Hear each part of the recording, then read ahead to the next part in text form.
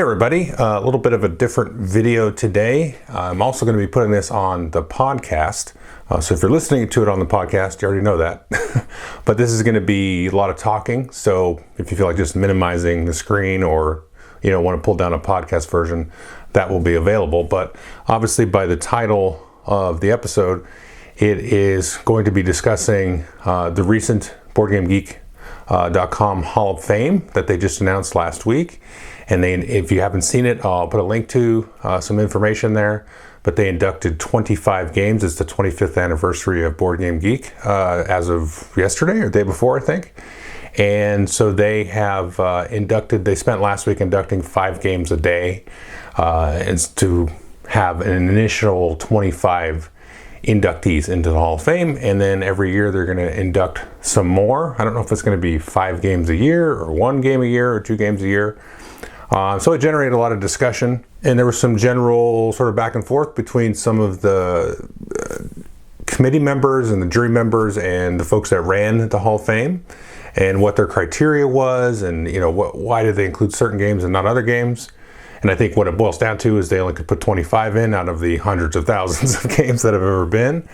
And, and they had some strict criteria, which it was basically need to be kind of a hobby game, not like a mass market game like Monopoly, or, I don't know if this is the right word, but like a public domain game like chess or something that uses a 52 deck of cards. And it needed to be at least 10 years old. And that was kind of roughly the criteria. Obviously, there's a whole bunch of other criteria that they used to decide what was going to go on there. It should be good, whatever that means, and probably have some impact, be innovative maybe in some way. But I don't think it necessarily is something you can sort of pin down, because innovation is hard to pin down. Does the game have to be available? Or what is it, maybe there's new editions of a game. So the original edition of a game maybe wasn't quite the business, but when they get to the second edition, it really kicked in. So I think from my perspective, based on what I've seen of the games that they inducted, the original 25, I just wanted to speculate on what the next 25 would be and kind of just throw it out generally for discussion. Because I think there's some, how do I put this right? Like there's some interesting gaps in the 25 list that's out there now, and there's some definite great things in there. I think out of all 25 games, I feel strongly that 24 of them should be in a Hall of Fame. There's one that I'm sort of iffy on, but what they Board Game Geek folks did is they put out video presentations of all the different games. There was a little blurb about each game, and then there was a video presentation, and they had 2 or 3, 4 content creator types and designers and publishers and all kinds of folks actually kind of just talk about why they really enjoyed the X and Y game or why they thought it was important. And I was on there for Kalis and for Tigris and Euphrates. Candace from Board Game Geek was kind enough to reach out to me, I think specifically for Kalis at the beginning, because I don't know how well known it is, but I think a lot of people that watch the channel know that Kalis is one of my favorite games of all time. And so I appreciated her reaching out to me. And then I was like, can I do Tigris and Euphrates too? Because I really like that one. And there were some other ones in the list that I kind of felt like I could do, but I didn't feel like as strongly, like they don't fire me up as much as Kalis and Tigris and Euphrates. But my point with that is that I liked what they did there, because I wasn't sure how it was going to work out when she initially asked me. I just wasn't sure like what the format was going to be, what I was even really doing other than kind of, saying my piece about a game. But I like that they kind of like just, they picked the game for whatever kind of criteria or filtering or whatever they did to choose it, and then kind of found people that really enjoyed that game and then let them talk about it. And I like that because I watched a lot of I watched all of the videos in there. And the one game that I wasn't sure about after watching the video was like, yeah, I kind of see what their reasoning was here. Now, it may not be a one-to-one, the people in the video to the selection committee as in terms of the reasoning, but based on what the people in the video said, I was like, okay, I can see why this is in there. And I did really I wasn't like, this is terrible, this shouldn't be in there. I was like, yeah, I can think of some other games that should be in there. I'm not going to tell you which game because it doesn't matter. It wasn't Race for the Galaxy. There was a big discussion about Race for the Galaxy in Puerto Rico. I will talk about Puerto Rico here in a minute. It wasn't that one. Race for the Galaxy definitely should be in the Hall of Fame. So I just want to go through these and then kind of use these 25 games, and I'm going to talk about, I'll be quick on each of them, to kind of just bring some stuff up, let people talk about it or think about it if they want. And if anybody on like the committee watches it, then whatever. I mean, they'll have their own opinions and reasonings around it. So let's just jump in. And these are in alphabetical order because I just couldn't figure out a good order. So we'll start with the first one. These will all be time stamped. If you don't really care about a game, you can skip forward. If you're on YouTube, on a podcast, depends on your player if you can skip forward, but not all of them do that. So the first one we're going to talk about is Advanced Squad Leader. And this is a terrible one to start with because I think that where I'm weakest at is as a war game expert or something like that. I'm not even close to that. But I do feel like Advanced Squad Leader is like this behemoth in the wargaming hobby. I do see people talking about it on Board Game Geek all the time, although I think that's diminished a little bit. I don't see people bringing it up quite as much as they used to, but they sure were bringing it up all the time, back in the day. I've been on Board Game Geek since 2005, and I see people bring it up all the time, like on other forums and other games, and in reference to that, speaking about whether it was influenced or what this other game that's similar to Advanced Squad Leader had. And so to me it seems like one of those real seminal kernels of game design. Now there's other things obviously that it stood on top of. You could roll it all the way back to Tactics 1 and 2, but again, I'm not really sure, because I was talking to a friend of mine who's a little bit more of a wargamer than me. He's like, oh no, Tactics 1 and 2 should totally be in there, at least Tactics 2. And I was like, I don't ever even played it. I don't ever hear about anybody talk about it other than as like a historical footnote.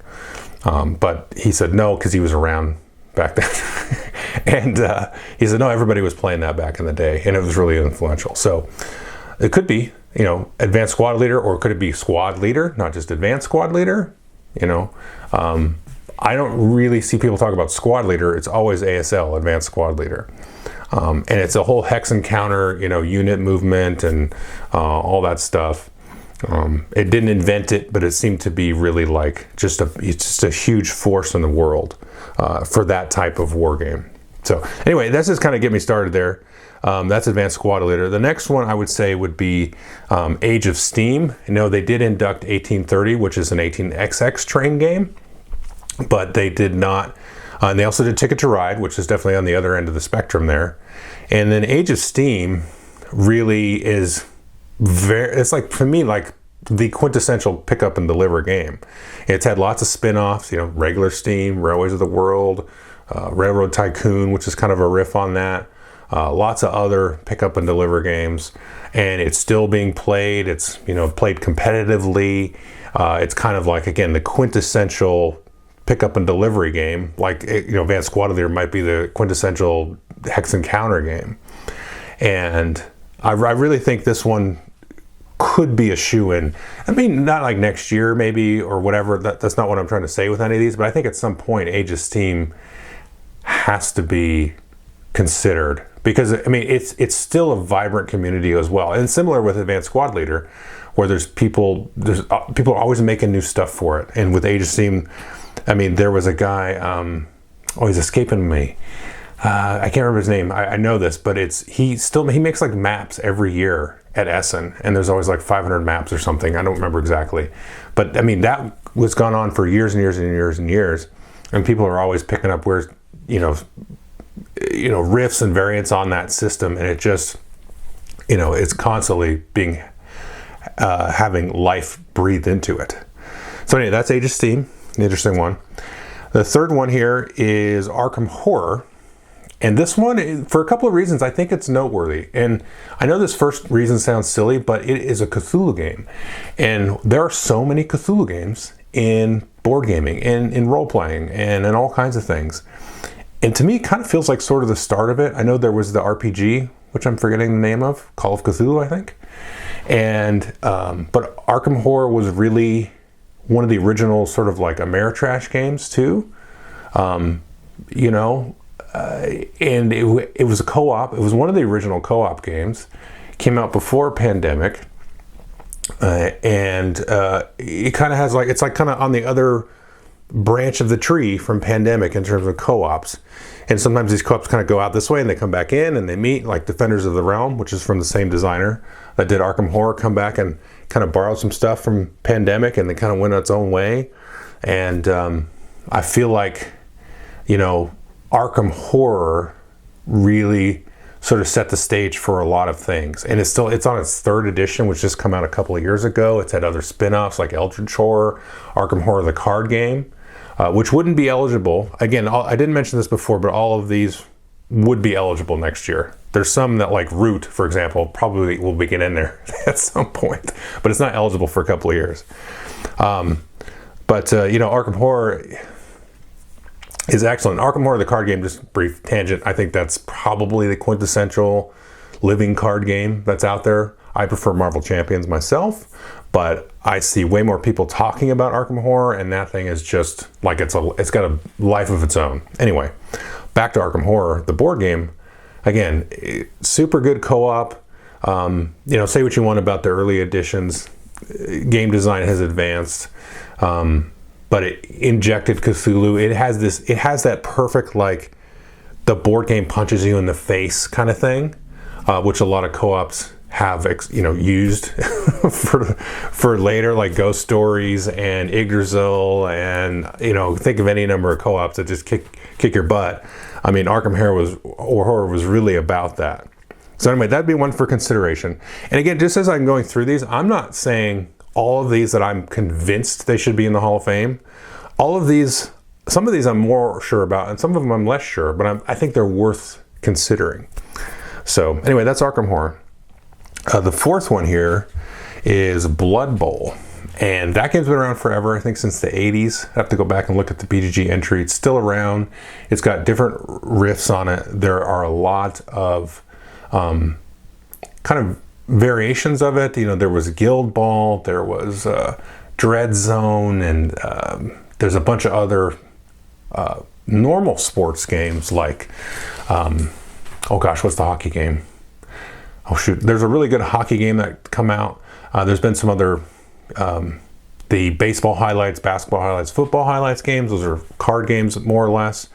But to me, Blood Bowl is just, I don't know, this is one I'm not sure about because it's not necessarily big in BGG, but this one and a couple other games, there is a really big community of people that are also on BGG, but also are part of this other sort of, I don't know if it's a more of a niche or specialized community around a single game, a single, like, kind of lifestyle game, like Magic the Gathering or something, which was an inductee.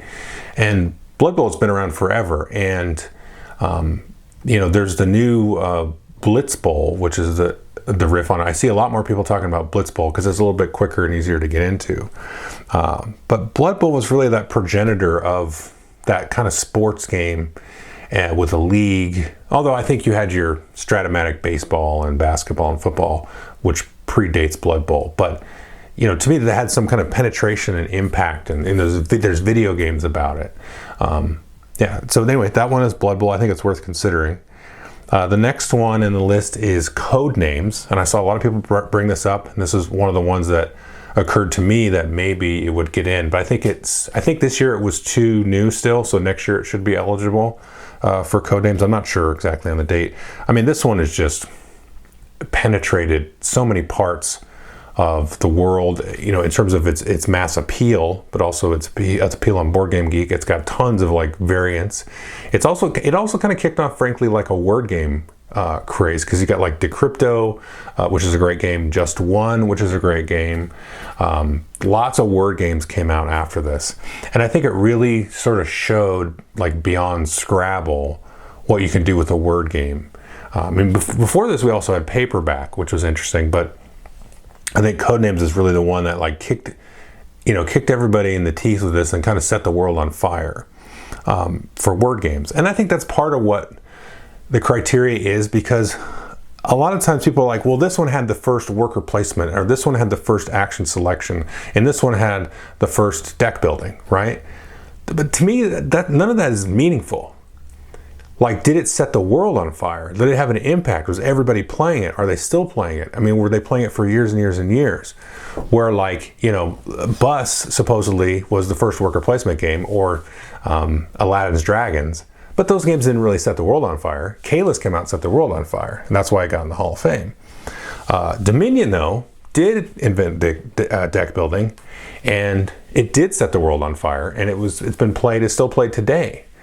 Probably not quite as much as it used to be, but it was played for years and years and years and years. And people still, if somebody came up and asked me, you know, recommend me a game, and they liked cards or they liked Magic, I still would recommend Dominion, because you know they're going to have fun with it for a long time. And so I think with Codenames here, I think it really did set the world on fire, and people are still playing it today. So, and the Codenames app also is really good, by the way.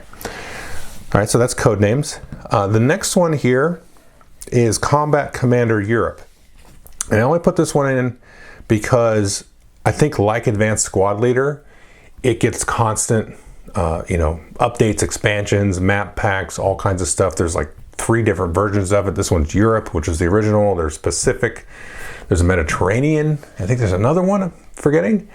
And GMT constantly comes out with stuff. People make fan-made stuff for this. It still gets played. I never played Squad Leader, Advanced Squad Leader, but sometimes I hear a lot of people talk about this one. It's kind of in that same ballpark, that same arena.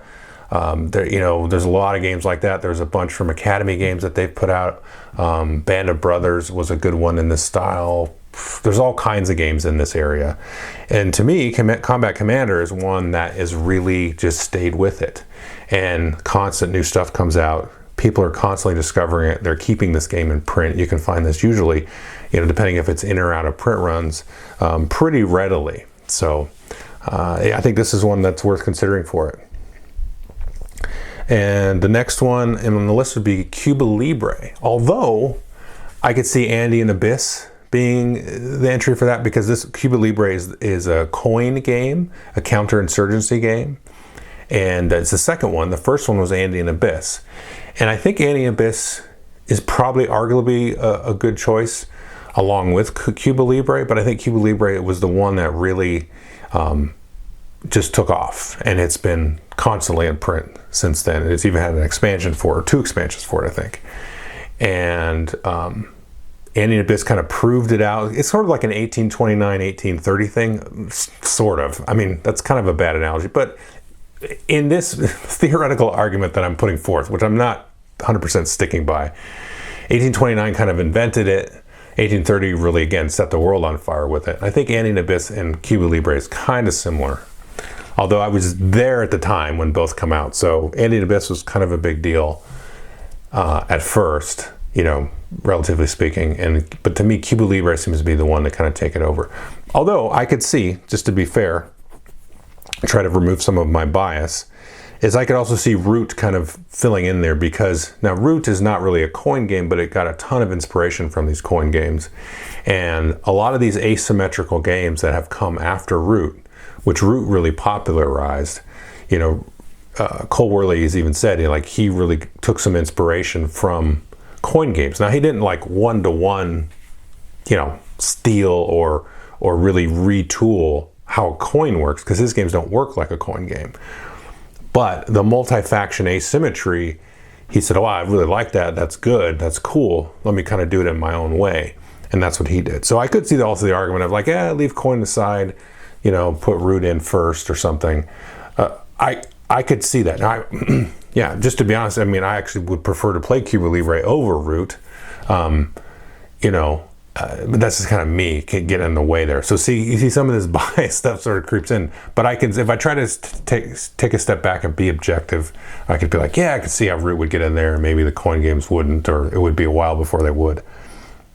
But for my money, I mean, they're still making coin games. There's a whole new Irregular Combat series, which is at 3 games now, 3 or 4 games, and that's basically a coin game. And it's really, you know, spread its tentacles everywhere in terms of influence. Anyway, so that's Cuba Libre. The next one is For Sale. And I went back and forth between including For Sale or No Thanks as this. And to me, there was something kind of missing from the original 25 games in the Hall of Fame. And I don't, just when I say missing, I don't think it's an oversight or they missed. Because again, they had 25 games to do, and it could include every game. And if you asked me, said, oh, should they have included For Sale or No Thanks over some other game in that list? I would say, nah, probably not. But I think at some point a For Sale or No Thanks should get in there because, you know, every year it seems like there's some little game that's a small box. It's just probably cards. And this year it was Flip 7. A couple of years ago it was Red 7, which is funny.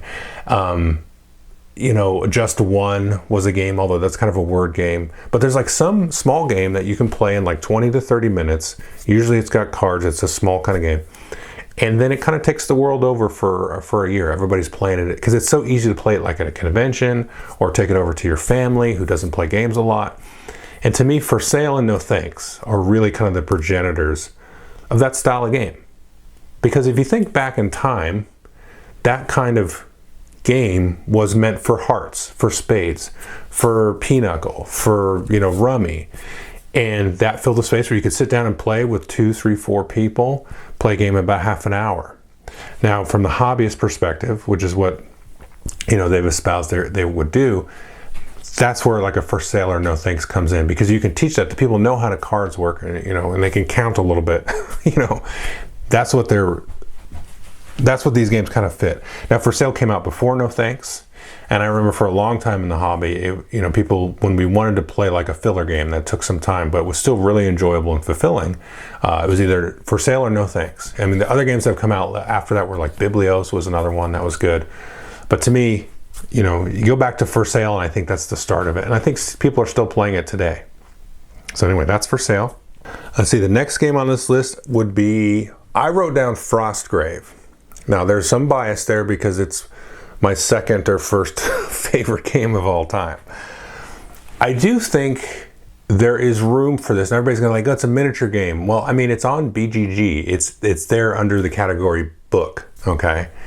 And I would throw in there also, and maybe in favor of, but I don't think so, Necromunda or Mordheim, which come out, I think, in the early 90s, both of them. They weren't 80s games, they were 90s games. And you say, okay, well, it would be one of them. But Frostgrave has really set the world on fire recently. I mean, it has had countless expansions and books and new editions and everything for it. And I still hear people talk about playing Frostgrave all the time. And there also is Stargrave, which is like the science fiction version, and people are still playing that. Those communities are so active and vibrant. The only thing I would say is that, you know, Necromunda and Mordheim came out first, and they kind of set the stage for this like boxed game, because you would get it in a box. It would come in with some miniatures, some terrain that you would set up on your table. So it was like a board game, right? It wasn't just miniatures and you know, crafted terrain or built terrain out of books and Coke cans and stuff like that. It was a box, you got it and you played it. Now, there was a board, it just wasn't flat, it was 3D. And Necromunda is still out, and it's still getting new stuff because they did a new edition in 2016, I think. But I tell you what, the Mordheim community actually seems to be more vibrant and alive than Necromunda, even though they haven't made a new Mordheim thing in forever. I mean, you should see the different groups and websites and forums that are around for Mordheim. They're still very, very, very active. So I would almost lean, if you were to say, well, Frostgrave kind of stood on the, you know, shoulders of Mordheim and Necromunda, I would say, well, then you should put Mordheim in, because that thing is still getting played, even though they're not printing anything for it. So I don't know. I think that style of game, like, I don't think miniature games as a whole should just be totally pushed aside, because there is some of that activity. And again, there is crossover between the BGG crowd and other crowds. Like, they included Magic in the first year, and lots of people on BGG play Magic. They may not discuss it there. They may, you know, discuss it in their own communities. But there's a lot of people on BGG that play miniatures games, whether it's Warhammer or Frostgrave or whatever. And for my money, you know, Frostgrave is really the one that has taken over that space. I could go back and forth on that, but In terms of the miniature skirmish game, obviously Warhammer 40,000, the big, 2,000 point army game, that's the number one game in the miniature world. I don't know that really belongs in a Board Game Geek Hall of Fame. I don't know. Yeah, it'd be fine if it was in there, but it doesn't seem like it. But a small footprint sort of game that you can play on like a normal dining room table, not like a giant 6 foot by 4 foot table. I think that there's some room there for that. Anyway, I don't want to belabor that too much more. So that's Frostgrave. And again, I don't feel strongly. Like if Frostgrave or Mordheim never get in there, I don't care. It's fine. I think they should be though. Next one would be HeroQuest. I think this should definitely be in there. And if not HeroQuest, then Descent. Because, HeroQuest was the first dungeon crawl board game. And after that came Warhammer Quest. And then a few years later, Descent. And you had multiple editions of Descent, Imperial Assault, every friggin', dungeon crawl that's on Kickstarter these days, Shadows of Brimstone, League of Dungeoneers, Dungeon Universalis, Madara. There's just so many dungeon crawls. Zombicide, not really dungeon crawl, but it feels like a dungeon crawl sometimes. And that co-op dudes running around and gals running around and blowing stuff up with whatever magic or science fiction thing. HeroQuest is still out. It's got a new edition. I think it's great. It's the first game that I think it was a board game that was like a dungeon master and a party, and it allowed you to incorporate role-playing elements. It really kicked things off. I think it deserves it. I think it's a fantastic game. I think it gets a little bit of guff because you roll to move, but that's part of the game. And I think, the way that it handles corridors and stuff like that has never been bested, in my opinion. Everything's a tile game, which is fine. I like that. But anyway, I think either HeroQuest should get in there or Descent. First edition, second edition, who cares? But because Descent was really a huge game, and I think it's, like I said, it spawned everything. And I would feel weird that Descent got in there before HeroQuest.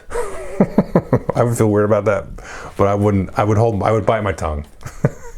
Anyway, but I think something like that's got to get in there, because the one thing that was missing, again, I don't know that they missed anything, but there was no like Ameritrash at all. Nothing like that. So anyway, we'll move on. There'll be a couple others. Now this next one, I'm probably the least sure about this one. And this one is Julius Caesar, which is a block war game from Columbia Games. This one or Hammer of the Scots is probably their best game that they've published. Hammer of the Scots is like a little bit kind of relatively fiddly in the wintering phase or something.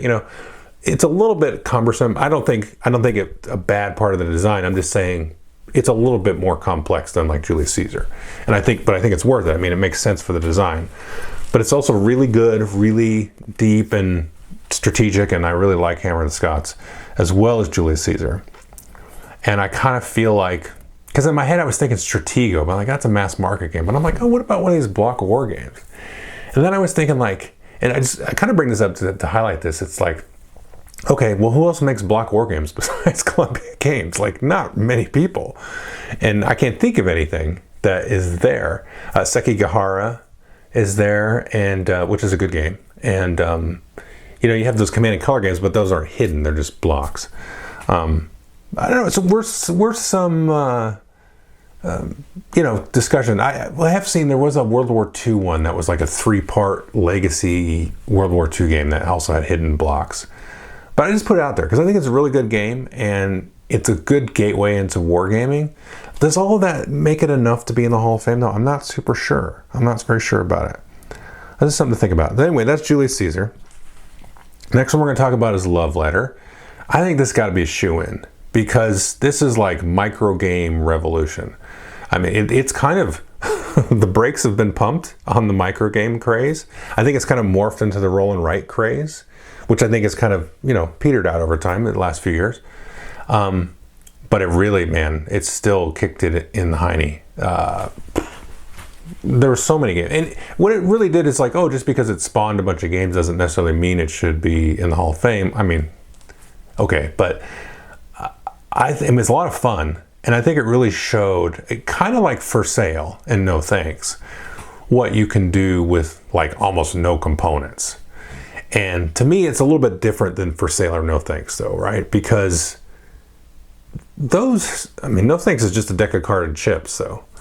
But there's something about, I mean, Love Letter is 12 cards. No Thanks is a deck of cards with some chips. For Sale is 2 decks of cards, right? Love Letter is 12 cards, and they made a game out of it. I think that's astonishing and worthwhile, and it really should be highlighted. I think it's something very, very, very special. That, you know, you can create a game from almost nothing. Yeah, I mean, what else can you say about it, really? And there's been like how many trillions of variants of it, you know? All right, so that's Love Letter. I don't really need to say more about that. The next one is Memoir 44. This is another one I think strongly should be in there because, first of all, I like the idea of something in the Commands and Colors series getting in there because there's been so many variants of that designed by Richard Borg. Now, again, who else has made Command and Color style games besides him? Not really anybody. So, there's that. You can say, oh, it's influential and it created a bunch of games. Like, yeah, oh man, all by the same guy. Not that there's anything wrong with it. I've played several of them and they're all really fun. But Memoir is still around, still getting printed. There's been tons of expansions. I don't think there's anything really new being made for it, but it's being printed. You can find it. And it's heavily played. There's, you know, tournaments and, you know, people still really, really into it. It's a great game to play, like, with newer gamers and also with more seasoned gamers and that kind of thing. I think it really holds its own in either kind of arena there. So that's really good. Yeah, I just think it's that good, and it also is like so accessible of a war game. You know, like I talked about earlier, Combat Commander Europe and Advanced Squad Leader. I think accessibility is a good hallmark. Like it's not a negative, because something is accessible is not a red X. It's a green check mark. Now, it's not the only thing it needs to be, but it's a plus. And I think Memoir 44 gets it, and it is a plus. And it's such a robust system as well. And I think it also is the system that advertises Command and Colors. I mean, you could argue, I don't know which, well, my favorite is probably Battle Lore, but I don't think you can argue that Battle Lore or Command and Colors Ancients or Napoleonics or Samurai Battles or even the original one, which was Battle Cry, which was a Civil War one. Was it? I think that was the original one. I feel like there was a World War I one, but I think that came after Battle Cry. Anyway, so I think, but Memoir 44 is sort of representational of all of those in the best way. So that's Memoir 44. Okay, great. So the next one is Puerto Rico. And this was probably the most like controversial thing that this was not included. I don't know why people are so hung up about it, because they did include Race for the Galaxy, which to me is the better choice, because Race for the Galaxy, San Juan, and Puerto Rico were all kind of being developed relatively simultaneously. I mean, I think the card games came out after Puerto Rico, but, you know, the story sort of goes there with Race for the Galaxy was like, that was going to be the Puerto Rico card game, but then kind of the design decisions were split. So they wanted something a little bit more simple for San Juan, and then the involved one, you know, kind of went off on its own. But I think to me, I'll get back to Puerto Rico in a minute, but for me, Race for the Galaxy, it did what Puerto Rico did, but better in terms of the action selection part of it, and it sort of spread that out a little bit more. But it also had like the whole tableau building thing, which had been done before with San Juan, because I think San Juan technically came out first. I think so. Yeah, it did. It definitely came out first. Even though they were kind of developed around the same time, they had that thing. But you had your display of cards that you were running, and that's been peppered through so many, I mean, unbelievable, more than action selection. You know, like, you know, if you compared like display building or tableau building versus action selection, it's like, no, tableau building was the one that's the more dominant thing. So that's why I think that Race is the better choice first over Puerto Rico. Now, Puerto Rico was like the #1 game on Board Game Geek for a really long time. And so, yeah, and I will be honest, I don't care for Puerto Rico. So I get, this is one of those, there's the other game that was included, which I'm not going to mention, that I was like, yeah, I don't really like that game, but I can see why it's in there. That would be the same for me with Puerto Rico. I'd be like, I see why it's in there. I don't understand why so many people like this game. And there's also kind of the, I'm going to screw the words up here. I guess the colonialism controversy is the right word. Yeah, I mean, I understand that, especially, having watched a couple of YouTube videos and podcasts from people that live in Puerto Rico is kind of the people that I lean on when I hear about this. So I get that. I do get that. And I don't know if it's disqualifying from being in the Hall of Fame. It's a tricky subject. It's very tricky because, like, you know, even like Catan is colonialist, and people are colonialists, and people are jerks, and, you know, war is shitty. You know, and I've already listed some war games here. And economies can be shitty because you can exploit an economy to hurt people. Either, it doesn't matter the economy. You can exploit capitalism to hurt people. You can exploit socialism to hurt people. You obviously can exploit a dictatorship to hurt people. And games are about winning, you know, and beating people up sometimes, unless it's a co-op. So it's very tricky to me. I think the problem is obviously the color of the disc was brown. And I remember when I first played it, this was years ago. Like, I'm talking 2005 when I first played it. And that conversation came up at our gaming table as the person was teaching me the game. And I was like, oh, that's gross. And I share this completely, a little bit hard on my sleeve here. And the comment made at the table was either by me or somebody else, but it was like, well, it was made by Germans, which is terrible. That's a terrible comment. I'm not saying that to get any kind of approval or disapproval. I'm just sharing it to share. So that obviously is also a terrible comment. And so, you know what I'm saying? Like, people can say dumb stuff at the gaming table, and it should just be looked after and counseled when it gets out of bounds.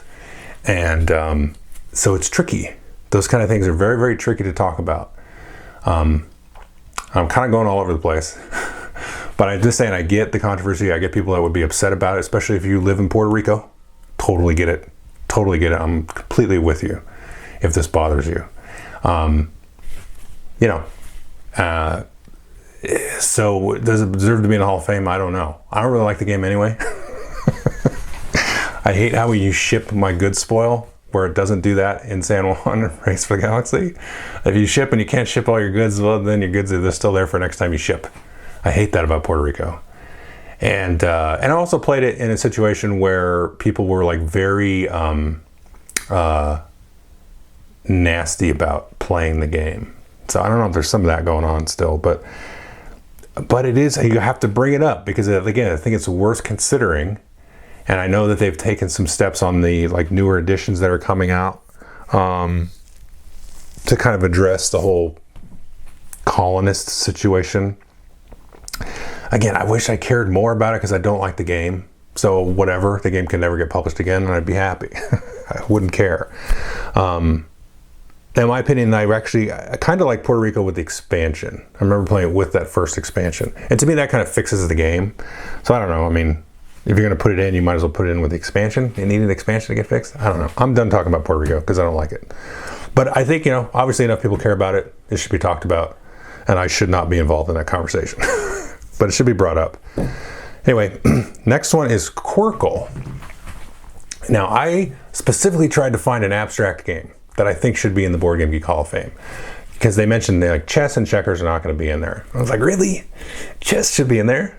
But I get it. I get the reasoning. And I kind of agree with the reasoning. Because this is the Board Game Geek Hall of Fame, not the Board Game Hall of Fame. And I said, let me go try to find an abstract game that should be in there. And you had those weird name games like Czar, Devon, Yinch, and stuff. I was like, nobody likes those anymore. Nobody plays those. And at the top of the list was Azul, which I think is still too new. And I'm like, yeah, it's still too new, you know, because it is. It's just too new. And I don't know. There's been many variants. I could see Azul making it in. That definitely had some penetration. But, you know, I still hear people talking about Qwirkle today. And that is a fantastic game. And I've played it several times. It's been years since I played it. But I would be 100% okay with the Qwirkle being in the Hall of Fame because people still play it. I think you can still get it. If people are still playing it, they must still be getting it somewhere. I didn't go check stores on all of these, but I think it's a great game.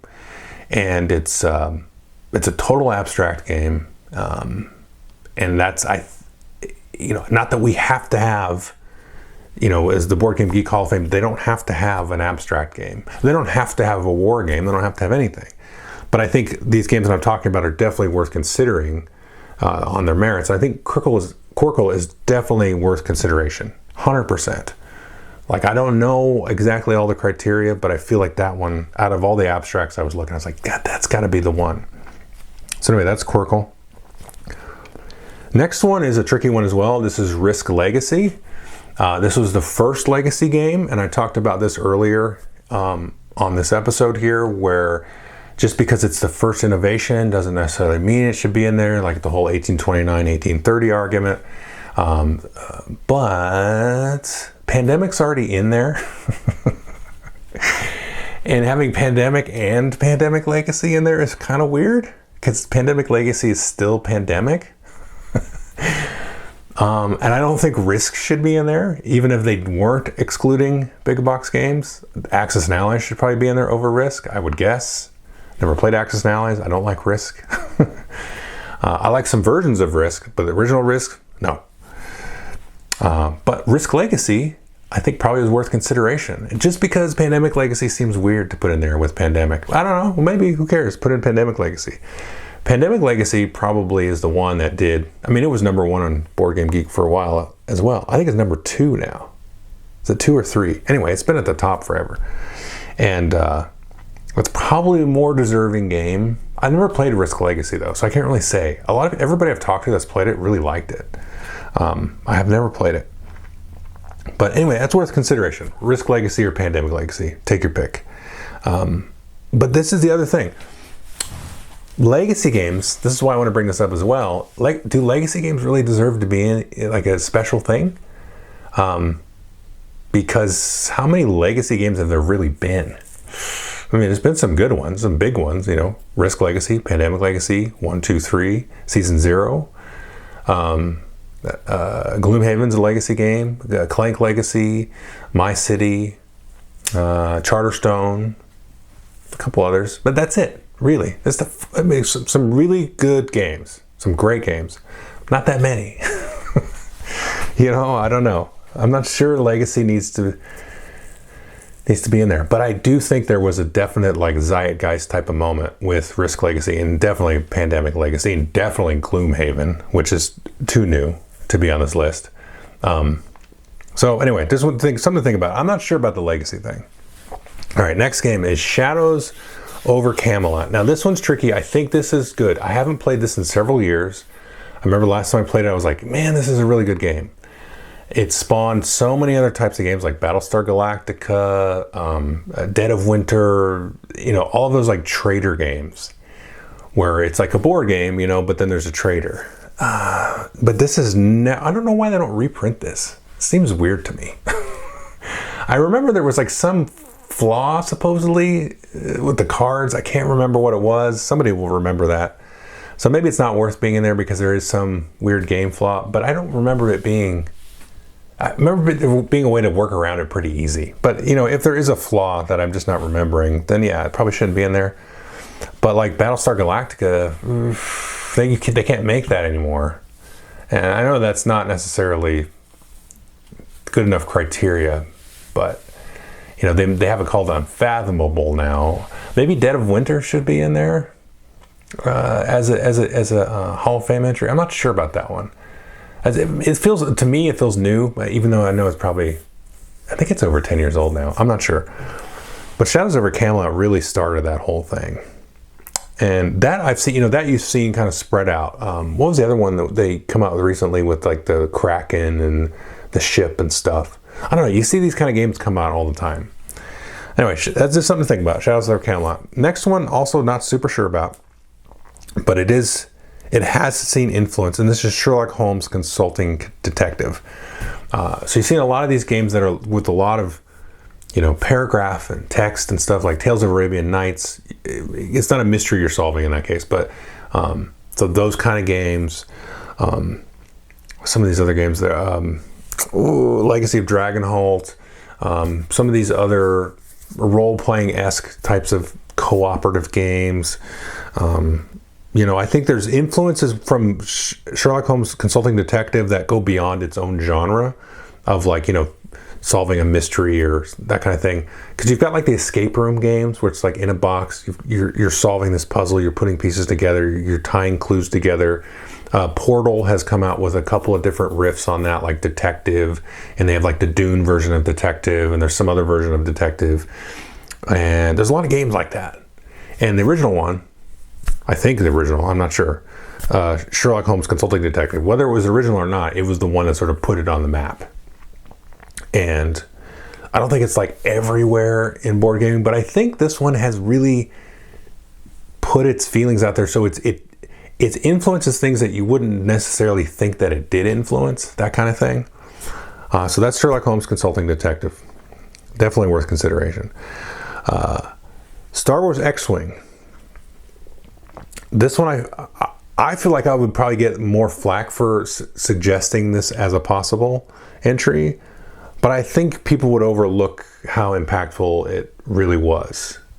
And it's still alive today. It's in a second edition. I know people have sometimes issues with the management of the game and that kind of stuff. I kind of loosely pay attention to it. But it really, took the world over for several years. And there's been lots of these, attack wing games. And it was based on the flight system, which I'm failing to remember the name of. It was a World War II flight game, something or other. I should know the name. It's in the back of my brain somewhere.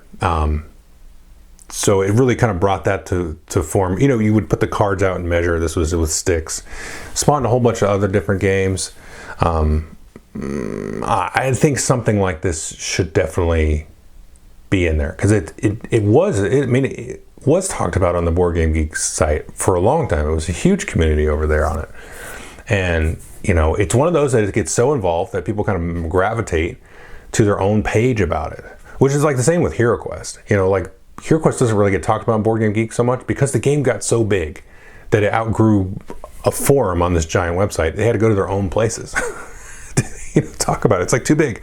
I mean, the Shadows of Brimstone, which isn't on this list and I would never suggest it be in the Hall of Fame, is like its own thing. Like nobody talks about it on Board Game Geek, but it's exploded. Huge. It was talked about Board Game Geek, but the game's so big and sprawling that we're going to move over here and have our own 3,000 Facebook groups dedicated to it. And I think X-Wing is like that. I don't know. It's something about X-Wing. I think it should be in the Hall of Fame because it just did so many things right, especially at the beginning. Next one here, kind of in the same vein as Shadows over Camelot. This is the Fury of Dracula. And this one you might say Scotland Yard, which I know they have this mass market game thing. I was like, you got to make an exception for Scotland Yard. Because, fine, if you don't want to have, I get it, Clue, whatever, Monopoly, of course not. And, I get it. Candyland, you know what I mean? I get it. Risk, who cares? But Scotland Yard has spawned so many, follow-ups. Letters from Whitechapel, the Metal Gear game. What's the other one? There's a couple that are based on video games. And then Fury of Dracula. So many games like that with that hidden hidden adversary movement game. Even like at Narcos. Is a Cool Mini or Not game based on the TV show, which is based on real life Pablo Escobar stuff. I mean, that's a crazy, it's such a cool riff on that thing. But if you're not going to put Scotland Yard in, I would put Fury of Dracula in because that one's got 4 editions now. I think it's still in print. I'm not sure. I'm sure it is, but there's just a lot of those kind of games. And that is a really interesting board game experience to have. It's that one versus many thing, like a HeroQuest or Descent, but it's a totally different type of experience. And again, do we need to include that? I think so, because I think that it's an important experience to highlight in terms of what's going on in your play space, in your brain, in the dynamic at the table. I think it's important to have something like that. Like, I don't think every mechanic, like I said earlier, every mechanic we don't need an entry for every mechanic, you know, or whatever. Like, you can't just like make a category or make some kind of niche classification and be like, oh, we got to have something in the Hall of Fame for that. Well, maybe not. But this one I think we do. So continuing from that, the next one here would be the Resistance or Avalon. And this one and the last entry are kind of similar. I think this is the one that really put the whole, like, well, I'll spoil the last one. The last one's Werewolf, but I'll get to that in a minute. That really kind of put everything on the map, and it's like a box game you can go and buy, and specifically the Avalon version. I mean, there was the Resistance before that, but then when Avalon came out, then it was like really took off, and we have had so many of these kinds of games since then. But the Resistance, like, you could still go play that today, and maybe you're just like, yeah, this is probably like the best version of this somehow. Anyway, so I'll leave that there. We'll get to the last one later. And then Tichu is the next one. This one feels like it's kind of a miss from the original 25 because there's been so many like ladder climbing, trick-taking games out there that are not like, you know, hearts or spades. This is like its own, you know, you got to have your own Tichu deck with special cards. And there's been a lot. I mean, in the last couple of years, like the Crew, which I probably should be in the Hall of Fame, I think, once it becomes eligible. There's that Lord of the Rings trick-taking game. There's so many trick-taking games and ladder climbing games and all these kinds of things. There's so many, and a lot of them, frankly, are not ladder climbing like Tichu is, but they're more trick-taking. But I still think Tichu is worth including there. Yeah. Anyway, so that's all I'm going to say about that. Almost done here. Twilight Imperium. I don't even like Twilight Imperium. Honestly, I do not care. I never want to play that game again. There's so many other games that are 4X games that I would rather play. But you got to put Twilight Imperium in there. That just seems to me like it is such a force or a presence in the board gaming world that it just has to be in there. That one I kind of feel strongly about, even though I don't want to play it. I never want to play this game. Okay, and next one. These last two, I've got two more to go. This one I'm not super sure about, but I feel like it's similar to Twilight Imperium in a way. It's War of the Ring. I don't know. Like, there hasn't been a lot of these like 2-player games like this.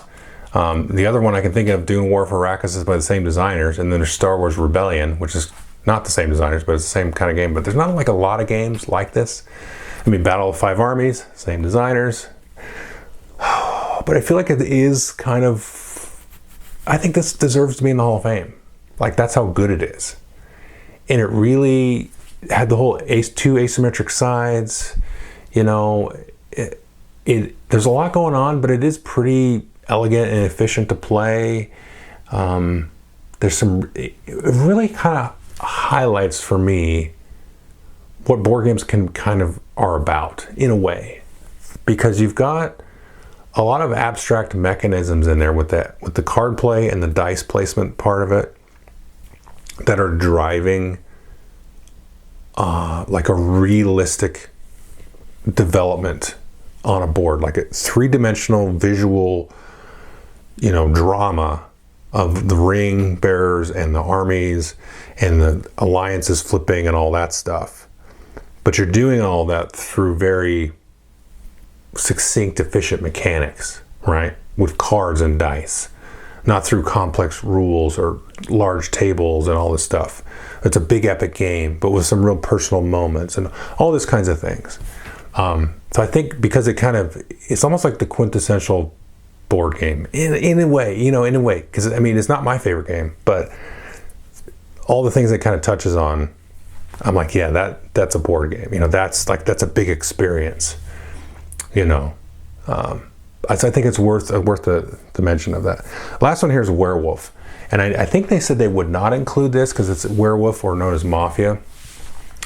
I don't know about that. So this is my only sort of submission here would be, today, if you go to a convention, especially Gen Con, but if you go to a convention, somebody playing Werewolf somewhere. And not like One Night Ultimate Werewolf or Avalon or Secret Hitler or whatever. They're playing Werewolf. And it's probably 2, 3 o'clock in the morning, and they've been playing Werewolf for a couple hours. And that's been going on for years and years and years and years and years. And there's not discussion about it on BoardGameGeek.com because what is there to talk about? What is there to discuss? But it is a thing that happens. So I feel like it should be in there because it is really the predecessor of all of these board games that have been a big part of the Board Game Geek hobby. One Night, Secret Avalon, all those other ones. So I think that one does deserve a mention just because it really should be in there. Even though there's no components to it really. You don't even need components. But it has such an influence in a lot of games beyond just the direct predecessors, like similar to Sherlock Holmes Consulting Detective. Like Werewolf has influenced more than you probably think it did. Probably than I can even imagine it did. So that's why I would give that one a little bit of a consideration. Okay, that's 25 games. Think about it, discuss it. Just some thoughts about what types of games, the criteria, like it's the Hall of Fame we're talking about, right? Like it should be this thing in your head when you see it in there. You go like, no question, that should be in there. And there's probably some thoughts about should they have designers in there? Should they have publishers? Should they have artists? Should they have this or that? Maybe eventually, this is my opinion here, I think they should stick to the games for a few years. And then, later on they can start thinking about like putting Reiner Knizia in, or Stefan Feld, or Christian Peterson, or Corey Kineska, or Qwirkle, Richard Borg, I'm trying to name a bunch because I don't know these people, but I feel like I want them to get some appreciation. Whoever else. Designers would be probably the next thing after games, that you should put in there. Maybe publishers too. I mean, there's some important things to think about. I haven't been the biggest fan of Mayfair games, but they're not around anymore. But Rio Grande games, there's some important work that they did early on. Freeman Freeze, for example. I mean, he's going to be a good designer.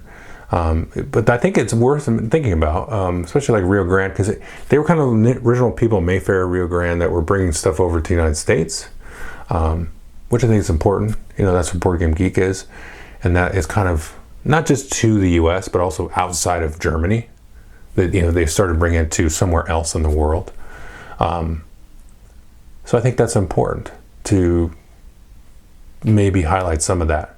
It's a good enshrinement. You know what I mean? It's a good thing that's going to point back and say, look, things got started here. This is important.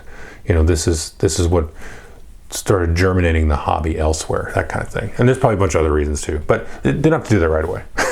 Or they can if they want, whatever. It's not my Hall of Fame. Anyway, just some thoughts. Thanks.